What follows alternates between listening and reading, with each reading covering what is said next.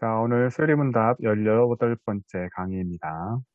Chứ ngày nắng mê riêng bao dưỡng cứ mê riêng ở cô thị clay clay mê riêng tí đọc làm bài 네, 우리가 지금 배우는 것은 중부의 유익, 은혜 교재 시간인데요. chứ lại tập hợp bao dưỡng ở mê riêng bao dưỡng cứ tha tháp là gió này ca tu chùm núa cứ thì là bao nhiêu ngày ní cứ tha ca là có này là còn 자, 예수님의 사역과 그 결과, 즉 중보의 유익을 이어주는 다리가 성령님의 효과적인 부르심이다 라고 배웠습니다. nhưng mà riêng hơi cứ cái tha ở spiên đại trong job tầm nè trong job cái ở ca của bác Giêsu tôi nâng tháp là gió đại dương mà từ tua đứng cứ ca tra háo đã đối vớiประสิทธิภาพcủa bác Giêsu bòn sực. 네, 31번째 질문, 효과적인 부르심이란 무엇일까요? Trongសំណួរទី31네, បានសួរថាតើអ្វីទៅជាការត្រាស់ហៅដែលមានប្រសិទ្ធភាព 네, 마카라가 좀 읽어줄래요? សូមអក្សរជួយអានមួយ ការត្រាស់ហៅដែលមានប្រសិទ្ធភាពជាកិច្ចការដែលវិញ្ញាណព្រះវិញ្ញាណរបស់ព្រះជាម្ចាស់ជាអ្នកធ្វើព្រះអង្គធ្វើឲ្យយើងដឹងពីអំពើបាបនិងភាពខុសខើរបស់វាបំភ្លឺដួងចិត្តយើងឲ្យស្គាល់ព្រះគ្រីស្ទនិងធ្វើឲ្យយើងជឿព្រះយេស៊ូវគ្រីស្ទដែលត្រូវបានប្រទានមកយើងដោយទទេតាមរយៈដំណឹងល្អដោយសារការផ្លាស់ប្រែឆន្ទៈរបស់យើងជាថ្មី 네, 아멘. 자, 예수님의 중보사역과 성령님의 효과적인 부르심을 통해서 우리는 크게 세 가지 유익을 받게 됩니다. ចឹងតាមរយៈកិច្ចការដែលព្រះយេស៊ូវបានធ្វើហើយនឹងការត្រាស់ហៅដ៏មានប្រសិទ្ធភាពដែលព្រះវិញ្ញាណបរិសុទ្ធបានត្រាស់ហៅពួកយើងបានទទួលបានអត្ថប្រយោជន៍ធំ3យ៉ាង 이 세 가지 유익은 이 땅에서의 유익과 또 죽을 때의 유익 그리고 부활 때의 유익입니다. គឺអត្ថប្រយោជន៍3ហ្នឹងចែកចេញជា3ហ្នឹងគឺមានថាគឺអត្ថប្រយោជន៍នៅលើផែនដីនេះអត្ថប្រយោជន៍នៅពេលដែលយើងស្លាប់និងអត្ថប្រយោជន៍នៅពេលដែលយើងរស់ឡើងវិញ 네, 32번째 질문. 효과적인 부르심을 받은 자들은 이 땅에서 어떤 유익을 받나요? ចឹងសំណួរបន្ទាប់គេសួរថាអ្នកដែលទទួលបានការត្រាស់ហៅដែលមានប្រសិទ្ធភាពបានទទួលអត្ថប្រយោជន៍អ្វីខ្លះក្នុងជីវិតនេះ 네, 베잉 답을 좀 읽어주세요. សូមឯងជួយអានចម្លើយមួយ អ្នកដែលទទួលបានការត្រាស់ហៅដែលមានប្រសិទ្ធភាពបានទទួលអត្ថប្រយោជន៍អ្វីខ្លះនៅក្នុងជីវិតនេះអ្នកដែលបានទទួលការត្រាស់ហៅដែលមានប្រសិទ្ធភាពទទួលបានរាប់ការសុចរិតជាគោលស្មូលបរិសុទ្ធនិងអត្ថប្រយោជន៍ផ្សេងច្រើនទៀតក្នុងជីវិតនេះ មែន 네, 세상 사람들이 보통 말하는 행복, 그 복은 몸이 건강하고 돈을 많이 벌고 좋은 집, 좋은 차, 아무런 어려움 없이 사는 것, 그런 것들을 보통 말하죠. ខ្ញុំពាក្យថាសុភមង្គលសម្រាប់មនុស្សយើងសម្រាប់សុភមង្គលឬក៏ព្រះពរដែលមនុស្សយើងយល់ហ្នឹងសម្រាប់មនុស្សយើងគិតថាវាជាការតែមានសុខភាពល្អការដែលមានបានលុយច្រើនការដែលរស់នៅដោយមិនមានការលំបាកអ្វីទាំងអស់ 그런데 사람이 원하는 것을 다 가졌다고 해도 사람은 행복할 줄 모릅니다. 왜냐하면 사람의 욕망은 끝이 없기 때문입니다. ប៉ុន្តែទោះបីជាមនុស្សទទួលបានអ្វីទាំងអស់ដែលគេចង់បានទៅដោយក៏គេមិនអាចមានសុភមង្គលដែរមូលហេតុនោះគឺមកពីគេភាពលោភលន់របស់គេគ្មានទីបញ្ចប់នោះឡើយ 여러분 다른 사람들 눈에 보이기는 정말 성공해 보이고 또 행복해 보이는 사람이 가끔 마약에 손을 대는 경우가 있는데 이것을 볼 때 행복은 소유에 있지 않구나라는 사실을 우리가 알 수가 있습니다. ជាងយងពេលខ្លះយើងឃើញអ្នកខ្លះដែលយើងមើលសបកក្រៅទៅហាក់ដូចជាគាត់មានជោគជ័យគាត់មានសុភមង្គលណាក៏ប៉ុន្តែគាត់បែរទៅជាលូកលាំជាមួយនឹងគ្រឿងញៀនទៅវិញអញ្ចឹងតាមរយៈនោះយើងអាចដឹងថាតាមពិតសុភមង្គលវាមិនមែនមាននៅលើវាមិនមែនមានអាស្រ័យទៅលើទ្រព្យសម្បត្តិដែលយើងមាននោះទេ 여러분 죄인인 사람이 진정으로 행복하려면 우리가 거룩하신 하나님과의 그 관계를 먼저 회복해야만 합니다. ទាំងអស់គ្នាអញ្ចឹងក្នុងនាមយើងជាមនុស្សដែលជាមនុស្សមានបាបហ្នឹងបើសិនជាយើងចង់មានសុភមង្គលដ៏ពិតប្រាកដយើងត្រូវតែស្ដារទំនាក់ទំនងរបស់យើងជាមួយព្រះជាម្ចាស់ឡើងវិញ 이 사람이 하나님으로부터 의롭다 하심과 자녀 삼아 주심과 그리고 거룩해 하심 이 세 가지 유익을 받을 때 진정으로 행복할 수 있습니다. ចឹងមនុស្សយើងអាចមានសុភមង្គលលុះត្រាតែយើងទទួលបានអត្ថប្រយោជន៍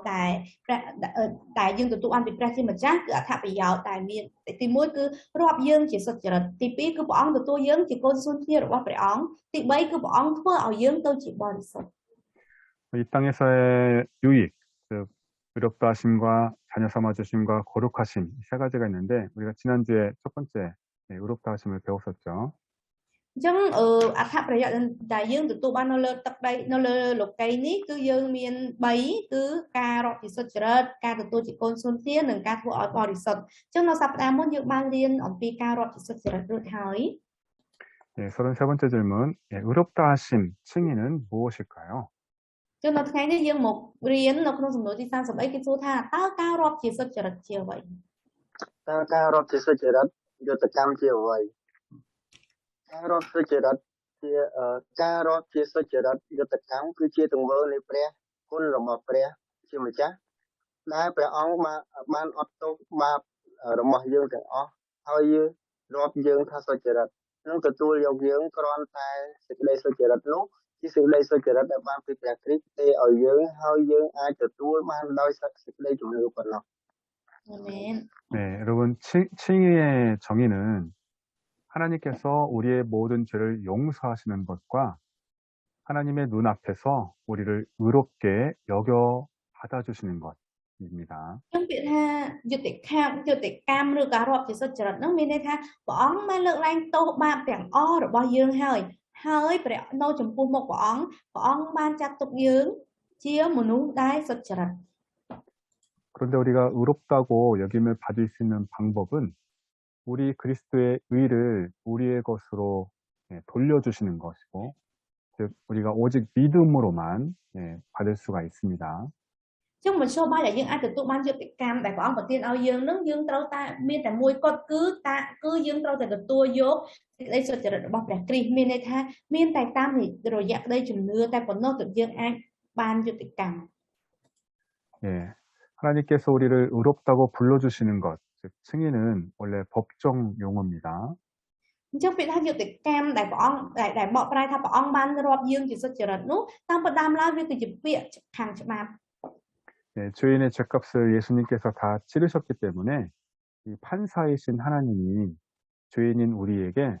더 이상 죄가 없다 라면서 죄의 책임을 없애주고 이렇게 판결을 내려주시는 겁니다.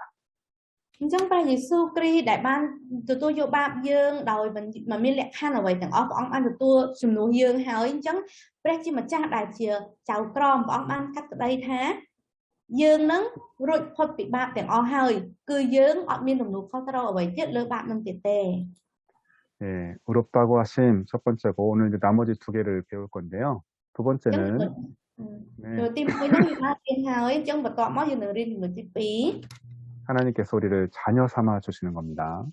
អត្ថប្រយោជន៍ទី2ដែលយើងទទួលបានព្រះអង្គគឺបានពីព្រះអង្គគឺព្រះអង្គបានរាប់យើងជាកូនរបស់ព្រះអង្គ 네, 34번째 질문. 자녀 삼아 주신 즉 양자됨이란 무엇일까요? ចឹងសំណួរទី34គេសួរថាតើអ្វីជាការរាប់ជាកូនគឺអ្វីជាការខ្លាចជាកូនចិញ្ចឹម 자, 자녀 삼아 주심이란 하나님의 값없는 은혜로 정하신 것인데 우리를 하나님의 자녀의 수요 등에 들게 하시고 그 모든 특권을 누리게 하는 것입니다. អញ្ចឹងការរាប់ជាកូនខ្លាចជាកូនចិញ្ចឹមហ្នឹងជាការកំណត់ឡើងដោយព្រះគុណមិនអាចកណនារបស់ព្រះជាម្ចាស់ព្រះអង្គឲ្យយើងចូលរួមក្នុងចំណោមកូនរបស់ទ្រង់ហើយអាចរីករាយជាមួយអភ័យឯកសិទ្ធិទាំងអស់បាន 에베소서 2장 8절 말씀에 너희는 하나님의 은혜로 말미암아 믿음으로 구원을 받았다라고 하였는데요. នៅក្នុងគម្ពីរអេផេសូចំពុកទី2ខទី8បាននិយាយថាដោយសារតែព្រះគុណរបស់ព្រះជាម្ចាស់យើងទទួលបានក្តីសង្គ្រោះតាមរយៈជំនឿ 네, 우리가 하나님의 자녀로 부름받은 것, 즉 양자되고 한 것은 다 하나님의 은혜입니다. អញ្ចឹងការដែលយើងត្រូវបានព្រះអង្គត្រាស់ហៅមកឲ្យយើងធ្វើជាកូនរបស់ព្រះអង្គមានថាឲ្យយើងខ្លាចជាកូនចិញ្ចឹមរបស់ព្រះអង្គហ្នឹងទាំងអស់នេះគឺជាព្រះគុណរបស់ព្រះអង្គ 네, 하나님의 은혜를 계속해서 강조하고 있는데요. គឺយើងកំពុងតែនិយាយសង្កត់ធ្ងន់ទៅលើព្រះគុណរបស់ព្រះជាម្ចាស់ 네, 그 이유는 역사적으로 사람들이 우리 사람의 행위, 노력을 강조했기 때문에 그게 아니다. 하나님의 은혜가 더 중요하다라고 말씀하는 겁니다. មូលហេតុដែលយើងបានដែលយើងលើកឡើងហើយមូលហេតុដែលនៅក្នុងគោលលទ្ធិដែលយើងកំពុងតែរៀនហ្នឹងលើកឡើងសង្កត់ធ្ងន់ទៅលើព្រះគុណរបស់ព្រះជាម្ចាស់ព្រោះថាមនុស្សតែងតែសង្កត់ធ្ងន់តែងតែយកចិត្តទុកដាក់ទៅលើការប្រព្រឹត្តនិងការខំប្រឹងប្រែងរបស់មនុស្សប៉ុន្តែវាមិនអញ្ចឹងទេ 자녀 삼아주심의 정의는 우리가 하나님의 자녀로서 모든 특권을 누리게 하는 것입니다. និយមន័យនៃពាក្យថារាប់ជាកូនចិញ្ចឹមទទួលជាកូនចិញ្ចឹមហ្នឹងគឺមានថាព្រះអង្គបានទទួលយើងធ្វើជាកូនរបស់ព្រះអង្គហើយឲ្យយើងអាចទទួលបានសិទ្ធិអភ័យឯកសិទ្ធិទាំងអស់ពីព្រះអង្គបាន 또 자녀 삼아주심의 방식은 우리를 하나님의 그 택한 백성과 자녀의 수에 들게 하셨다라는 것입니다. ហើយអញ្ចឹងរបៀបដែលព្រះអង្គបានទទួលយកយើងធ្វើជាកូនព្រះអង្គហ្នឹងគឺព្រះអង្គបានជ្រើសរើសយើងឲ្យធ្វើជាកូនធ្វើជារាជរបស់ព្រះអង្គហើយឲ្យយើងនឹងទៅចូលរួមជាចំណែកជាមួយនឹងកូនរបស់ព្រះអង្គផ្សេងទៀត 하나님께서 창세전에 우리를 예정하시고 택하시고 우리를 부르주셔서 우리에게 은혜를 주시고 불러주셔서 우리를 자녀 삼아 주신 것이죠. គឺព្រះអង្គបានត្រាស់ហៅយើងបានកំណត់ទុកយើងតាំងពីមុនដែលយើងបង្កើតមុនដែលព្រះអង្គបង្កើតផែនដីទៅទៀតអញ្ចឹងហើយបានឲ្យយើងរួចពីអំពើបាបហើយរាប់យើងជាសុចរិត 생각해 보세요. 아담의 후손인 우리는 원래 죄인이었는데 하나님께서 우리를 의롭다고 해주셨고요. យើងសាកគិតមើលតាមយើងគឺជាពួកកូនចៅចំនួនក្រោយរបស់អាដាមគឺជាមនុស្សមានបាបឯងក៏ប៉ុន្តែព្រះអង្គបានរាប់យើងបានចាត់ទុកយើងជាមនុស្សសុចរិតទៅវិញ 우리는 원래 죄인으로서 하나님과 원수지간이었는데 하나님께서 우리를 자녀 삼아 주셨으니까 이것은 정말 굉장히 놀라운 사건입니다. ចឹងដើមឡើយយើងគឺជាកូនរបស់សត្រូវរបស់ព្រះជាម្ចាស់ឯងក៏ប៉ុន្តែព្រះអង្គបានរាប់យើងជាកូនរបស់ព្រះអង្គវិញចឹងតាមពិតវាគឺជារឿងដ៏អស្ចារ្យមែនតើ 하나님께서 우리를 자녀 삼아 주시고 우리에게 자녀로서 특권을 누릴 수 있도록 허락해 주셨는데요. ហើយព្រះអង្គបានរាប់យើងជាកូនព្រះអង្គហើយថែមទាំងឲ្យយើងនឹងអាចទទួលបានអភ័យឯកសិទ្ធិគ្រប់យ៉ាងពីព្រះអង្គថែមទៀត 이것은 마치 호화 유람선의 티켓을 받은 사람이 예전에 신분이 어떠했든지 어떤 뭐 행동을 했든지 상관없이 이 유람선에 탑승하기만 하면 이 안에서 누릴 수 있는 모든 특권을 누릴 수 있는 것과 같습니다. វាដូចគ្នាដែរថាមានមនុស្សម្នាក់ដែលគាត់មានសម្បត្តិជិះចូលជិះឡានក្នុងកប៉ាល់នឹងអញ្ចឹងមិនខ្វល់ថាអ្នកនឹងជាមនុស្សបែបណាជាមនុស្សមានឋានៈណាឲ្យតែគាត់អាចមានសម្បត្តិនឹងហើយគាត់អាចចូលទៅក្នុងទូកនឹងបានពេលដែលគាត់ចូលទៅក្នុងទូកនឹងហើយគាត់អាចទទួលបានសេវាកម្មទទួលបានអ្វីគ្រប់យ៉ាងទាំងអស់នៅក្នុងទូកនឹង 이 호화 유람선에 타면 뭐 밥도 맛있는 거 마음대로 먹을 수 있고 뭐 수영장도 쓸 수 있고 뭐 시설들을 마음껏 사용할 수 있잖아요. ចឹងឲ្យតែយើងបានចូលទៅក្នុងនឹងទោះបីយើងជាអ្នកណាក៏ដោយទៅដល់នឹងយើងអាចញ៉ាំអាហារ free យើងអាចទទួលសេវាកម្មយើងអាចហែទឹកក្នុងអាងហែទឹកគឺយើងអាចប្រើប្រាស់អ្វីគ្រប់យ៉ាងទាំងអស់នៅក្នុងនឹងបានទាំងអស់ 그러면 우리가 하나님의 자녀로서 누리게 된 특권에는 무엇이 있을까요? ចឹងសួរថាតើអភ័យឯកសិទ្ធិដែលក្នុងនាមយើងជាកូនព្រះអង្គបានទទួលនឹងគឺជាអ្វីទៅ 여러분 한 나라의 왕자가 되면 자기 마음대로 무엇이든지 할 수 있는 뭐 그런 특권을 이야기하는 것일까요? វានិយាយអំពីតើអភ័យឯកសិទ្ធិនឹងគឺចង់និយាយអំពីអភ័យឯកសិទ្ធិរបស់ព្រះរាជបុត្រានៃប្រទេសមួយឬ 철이 없는 왕자는 뭐 늦잠 자고 먹고 싶은 거 마음대로 먹고 놀고 싶을 때 놀고 자기가 원하는 걸 다 갖고 싶고 뭐 그런 특권을 얘기할지도 모르겠습니다. វាអាចនឹងថាយើងមិនដឹងថាវាយ៉ាងម៉េចតែវាអាចនឹងថាវាគឺជាអភ័យឯកសិទ្ធិសម្រាប់មនុស្សព្រះខ្ជិលព្រះរាជបុត្រាខ្ជិលគាត់អាចនឹងញ៉ាំអ្វីដែលគាត់ចង់ញ៉ាំតាមចិត្តគាត់លេងអ្វីដែលគាត់លេងតាមចិត្តឬមួយក៏យើងគាត់ចង់បានអ្វីដែលគាត់បានតាមចិត្តគាត់ប្រើអភ័យឯកសិទ្ធិនឹងធ្វើអ្វីតាមតែចិត្តដែលគាត់ចង់ 특권을 그렇게 이해하면 안 되겠죠? ប៉ុន្តែយើងមិនត្រូវចាត់ទុកអភ័យឯកសិទ្ធិដែលព្រះជាម្ចាស់ប្រទានឲ្យបែបជាអភ័យឯកសិទ្ធិប្រភេទនេះទេ 왕자가 그렇게 특권을 잘못 사용하면 이 사람은 훌륭한 왕이 되지 못할 것입니다. ចឹងទោះបីជាគាត់ជាព្រះរាជបុត្រាក៏ដោយបើសិនជាគាត់ប្រើអភ័យឯកសិទ្ធិរបស់គាត់ផ្ដេសផ្ដាស់បែបនេះគាត់មិនអាចខ្លាចជាស្ដេចល្អទេ 하나님께서 우리를 자녀 삼아 주시고 우리에게 주시는 특권은 그리스도와 더불어서 영광을 누릴 상속자로 삼으시는 것입니다.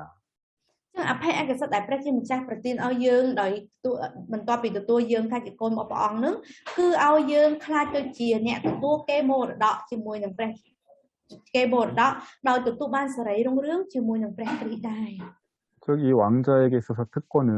나중에 커서 왕이 되는 그런 특권이잖아요. ចឹងតាមពិតនិយាយទៅអភ័យឯកសិទ្ធិរបស់ព្រះរាជបុត្រារបស់កូនស្ដេចនោះគឺពួកគេអាចខ្លាចទៅជាស្ដេចបន្ទាប់ពីគេបានរស់ឡើងបន្ទាប់ពីគេធំ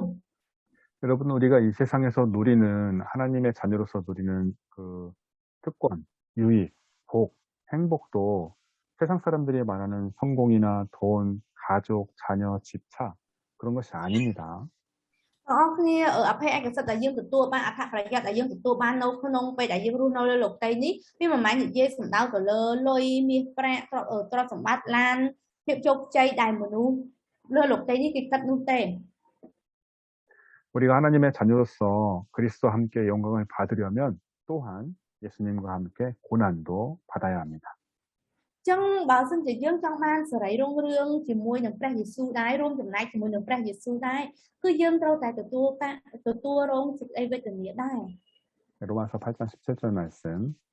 យើងមើលក្នុងគម្ពីររ៉ូមចំពុកទី8ខទី17 ហើយប្រសិនបើយើងពិតជាកូនមែននោះយើងជាអ្នកក្រងមរតកគឺជាអ្នកដែលគ្រប់គ្រងមរតករបស់ព្រះរួមទាំងព្រះជាមួយព្រះគ្រីស្ទពិតមែនបើយើងរងទុក្ខលំបាកជាមួយព្រះអង្គនោះយើងក៏នឹងទទួលសេរីល្អជាមួយព្រះអង្គដែរ អាមែន 아멘. 여러분, 우리가 하나님을 잘 믿어도 우리가 아플 수 있고요. 또 사고 당할 수 있고 코로나19에 걸릴 수도 있습니다. បងប្អូនគ្នាទោះបីជាយើងខំជឿព្រះអង្គយ៉ាងណាក៏ដោយក៏យើងអាចឈឺយើងអាចរងគ្រោះថ្នាក់ឬមួយក៏យើងអាចឆ្លងជំងឺកូវីដ បានដែរ 우리가 예수님을 잘 믿고 또 우리가 복음을 전하다가 오히려 사람들로부터 미움받고 핍박받을 수도 있습니다. ចឹងខ្ញុំពេលយើងជឿព្រះយេស៊ូវហើយយើងចែកចាយពីព្រះអង្គយើងអាចនឹងត្រូវគេបៀតបៀន 우리가 생각해야 되는 것은 그럼에도 불구하고 우리는 하나님으로부터 사랑을 받는 하나님의 자녀다라는 사실입니다. តែទោះបីជាស្ថិតក្នុងស្ថានភាពយ៉ាងណាយ៉ាងនេះក៏ដោយតែយើងត្រូវតែចងចាំថាយើងគឺជាកូនសូនភ្នាដែលទទួលបានក្តីស្រឡាញ់ពីព្រះជាម្ចាស់ 때로 우리가 죄를 지어서 하나님께 혼날 수도 있는데 이것 또한 하나님의 자녀로서 받는 특권입니다. ចឹងពេលខ្លះប៉ុន្តែពេលខ្លះយើងទៅប្រព្រឹត្តអំពើបាបហើយយើងត្រូវព្រះអង្គស្ដីបន្ទោសត្រូវព្រះអង្គបដៅតែការបដៅហ្នឹងក៏ជាអភ័យឯកសិទ្ធិតែក្នុងនាមយើងជាកូនរបស់ព្រះអង្គដែរ 때로 제 아들이 크게 잘못하면 제가 아들을 혼낼 때가 있는데요. ពេលខ្លះកូនរបស់កូនប្រុសរបស់ខ្ញុំគាត់ធ្វើខុសខ្លាំងចឹងហើយខ្ញុំបានបន្ទោសគាត់ដែរ 만약 그 잘못하는 아이가 제 아들이 아니면 저는 상관하지 않습니다. ចឹងតាមពិតបើសិនជាកូនហ្នឹងមិនមែនជាកូនដែលធ្វើខុសហ្នឹងមិនមែនជាកូនរបស់ខ្ញុំទេខ្ញុំប្រកាសជាអត់ខ្វល់ខ្វាយពីគេទេ 이와 같이 우리가 잘못해서 하나님께 혼날 때는 하나님의 자녀로서 이렇게 혼나는 특권이기 때문에 그렇구나 이렇게 생각해야 됩니다. ចឹងដូចគ្នានេះដែរនៅពេលដែលយើងធ្វើខុសហើយយើងត្រូវព្រះអង្គស្ដីប្រដៅយើងត្រូវគិតថានេះគឺជាអភ័យកសិទ្ធិរបស់យើងដែលយើងទំនៀមជាកូនព្រះអង្គបានជាព្រះអង្គបន្ទោសយើង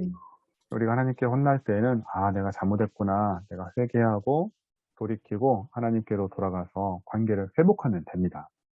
ចឹងនៅពេលដែលយើងធ្វើខុសហើយត្រូវព្រះអង្គស្ដីបន្ទោសយើងត្រូវតែភ្ញាក់ខ្លួនមកវិញថាខ្ញុំពិតជាធ្វើខុសមែនហើយយើងងាកមកស្ដារទំនាក់ទំនងរបស់យើងជាមួយនឹងព្រះអង្គវិញទៅបានទេ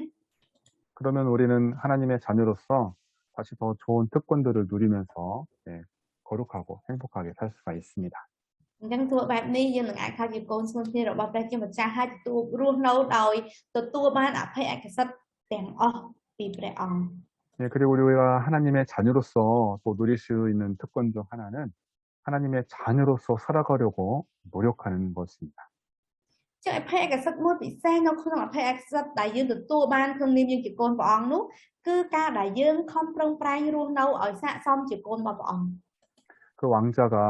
왕이 되기 위해서 노력하고 또 이렇게 왕이 되려는 모습들이라고 할 수 있습니다. ចឹងវាអាចនិយាយទុកដូចថាដូចជាកូនស្ដេចដែលគាត់ខំរស់នៅខំប្រឹងប្រែងព្យាយាមធ្វើយ៉ាងណាឲ្យខ្លួនឯងអាចខ្លាចទៅជាស្ដេចនៅពេលក្រោយ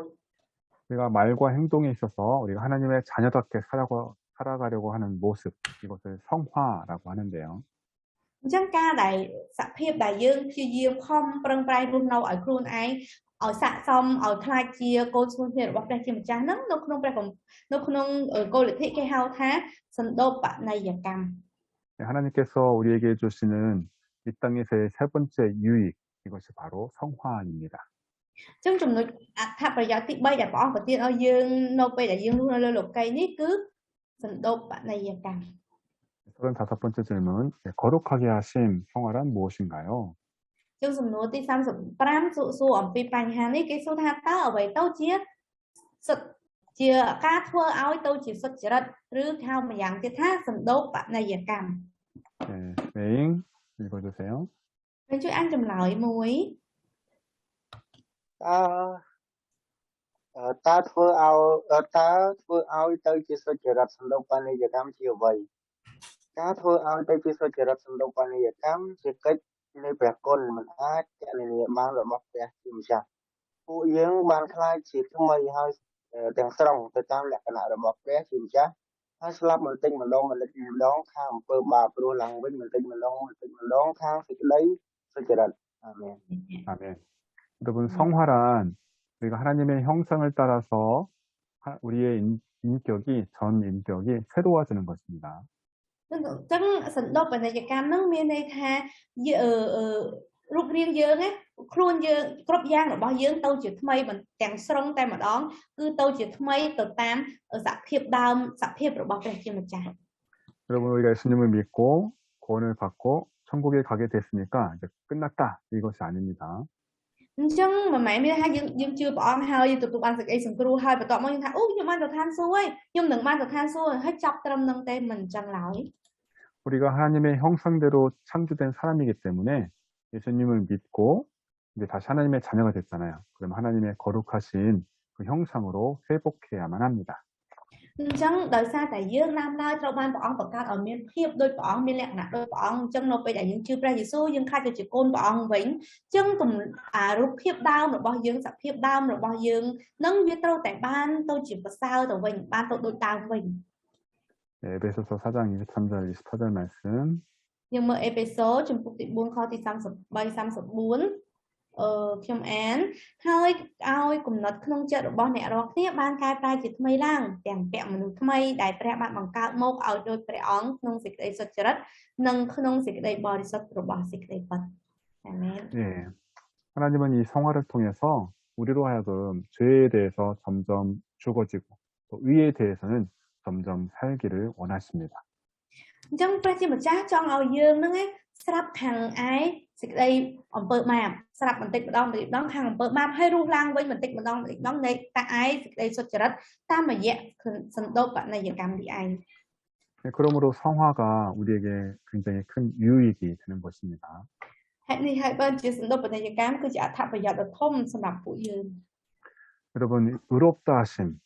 칭의와 그리고 자녀 삼아주심, 또 양자됨과 그리고 거룩하게 하신 이 성화는 모두 동일하게 하나님의 값없는 은혜로 이루어지는 것입니다. តើគ្នាអញ្ចឹងទាំងតាំងពីការដែលព្រះអង្គហៅរាប់យើងជាសុចរិតដែលយើងហៅថាយុត្តិកម្មការដែលព្រះអង្គរាប់យើងជាកូនរបស់ព្រះអង្គដែលជាកូនចិញ្ចឹមហើយនឹងការដែលព្រះអង្គរាប់ចាត់ធ្វើឲ្យយើងទៅជាសុចរិតដែលថាគេហៅថាសន្តោបនីយកម្មហ្នឹងទាំងអស់ហ្នឹងសុទ្ធតែសម្រេចឡើងដោយព្រះគុណរបស់ព្រះជាម្ចាស់ 근데 의롭다 하심과 자녀 삼아주심은 순식간에 이루어지지만 이 거룩하게 하신 성화는 장시간에 걸쳐서 이루어집니다. ប៉ុន្តែការរាប់ជាសុចរិតហើយនឹងការទទួលយកជាកូនចិញ្ចឹមហ្នឹងគឺវាបានសម្រេចក្នុងរយៈពេលតែមួយផ្លែតហ្នឹងឯងក៏ប៉ុន្តែចំពោះសន្តោបនីយកម្មការដែលព្រះអង្គធ្វើឲ្យយើងទៅជាសុចរិតហ្នឹងវាចំណាយពេលយូរខ្លាំងណាស់ 이 성화는 뭐 신분이 변하는 것이 아니라 이 인격이 성숙하는 것이기 때문에 오랜 시간을 두고 조금씩 변화되는 것입니다. មូលហេតុដែលវាចំណាយពេលខ្លាំងព្រោះថាវាមិនមែនជាការផ្លាស់ប្ដូរអត្តសញ្ញាណទេតែវាគឺជាដំណាក់កាលដ៏វែងដែលធ្វើឲ្យយើងត្រូវទៅជាចាស់ទុំ 우리가 예수님을 믿었다고 해서 우리의 옛 습관과 인격이 순식간에 뭐 바뀌는 것이 아니죠. ដូចយើងដឹងចឹងទោះបីយើងជឿព្រះអង្គហើយជឿព្រះយេស៊ូវហើយក៏ដោយក៏ជីវិតរបស់យើងអត្តចរិតរបស់យើងមិនផ្លាស់ប្ដូរមួយផ្លែតនឹងទេ 그리고 중요한 점이 하나 있는데 이 성화의 주체는 사람이 아니라 하나님이십니다. ហើយចំណុចសំខាន់មួយដែល ចំណុចសំខាន់មួយគឺថាប្រធានមានថាប្រធានអ្នកគ្រប់គ្រងលើសន្តិពាណិជ្ជកម្មអ្នកកំណត់លើសន្តិពាណិជ្ជកម្មហ្នឹងមិនមែនមនុស្សទេគឺព្រះជាម្ចាស់ទៅវិញទេ 네, 하나님께서 우리를 구원해 주셨으니까 이제부터는 내가 거룩해져야지, 하나님 닮아가야지 이렇게 할 수가 없습니다. អញ្ចឹងយើងវាមិនអាចទៅរួចទេតែយើងនិយាយថាឥឡូវខ្ញុំជឿព្រះយេស៊ូវខ្ញុំទទួលបានសេចក្តីសង្គ្រោះហើយអញ្ចឹងខ្ញុំនឹងត្រូវទៅជាបរិសុទ្ធខ្ញុំនឹងខំឲ្យទៅជាបរិសុទ្ធវាមិនអាចទៅរួចទេ 성화되는 과정과 또 방법과 또 결과 모두 하나님께서 하시는 일입니다. ซึ่งចំពោះសន្តិពាណិជ្ជកម្មនឹងទាំងដំណាក់កាលរបស់វាទាំងរបៀបវិធីដែលធ្វើឲ្យវាបានសម្រេចទាំងលទ្ធផលរបស់វាគ្រប់យ៉ាងសិតតែជាកិច្ចការដែលព្រះជាម្ចាស់ធ្វើនៅក្នុងយើង 그래서 우리는 항상 그리스도의 그 중보 사역을 통해서 또 성령님의 효과적인 부르심을 통해서만 유익을 받을 수 있습니다. តែហេតុនេះហើយយើងអាចទទួលបានអត្ថប្រយោជន៍ជាសន្តិពាណិជ្ជកម្មជាអ្វីគ្រប់យ៉ាងនោះគឺមានតែតាមរយៈកិច្ចការដែលព្រះយេស៊ូវធ្វើហើយនឹងការត្រាស់ហៅដ៏មានប្រសិទ្ធភាពរបស់ព្រះវិញ្ញាណបរិសុទ្ធតែប៉ុណ្ណោះ 즉 우리의 구원은 하나님의 은혜죠. 성부, 성자, 성령 하나님의 은혜로 받는 것이기 때문에 우리는 자랑할 것이 하나도 없습니다. អញ្ចឹងសេចក្តីសង្គ្រោះគឺយើងទទួលបានដោយព្រះគុណ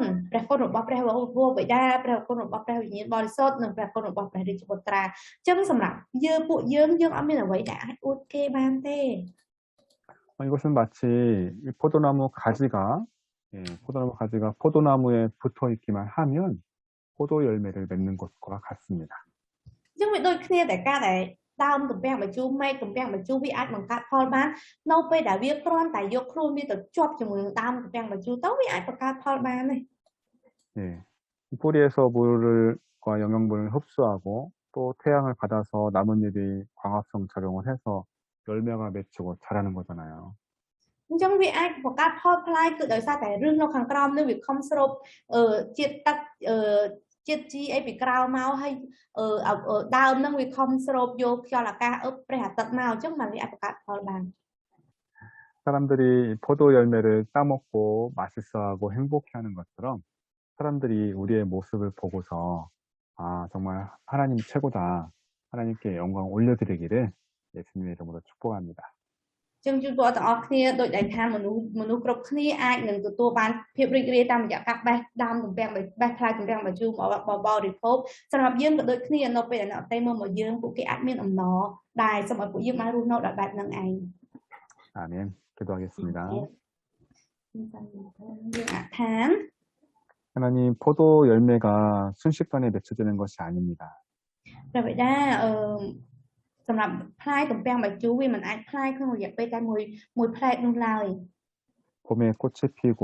또 시간이 지나서 여름을 지나 가을이 되어야 포도 열매가 맛있게 익습니다. នៅរដូវផ្ការីកវានឹងចេញផ្កាហើយឆ្លងរយៈពេលឆ្លងរដូវក្តៅចូលដល់រដូវស្លឹកឈើជ្រុះទៅវាអាចបង្កើតជាផលដ៏ឆ្ងាញ់បាន 우리가 예수님을 믿을 때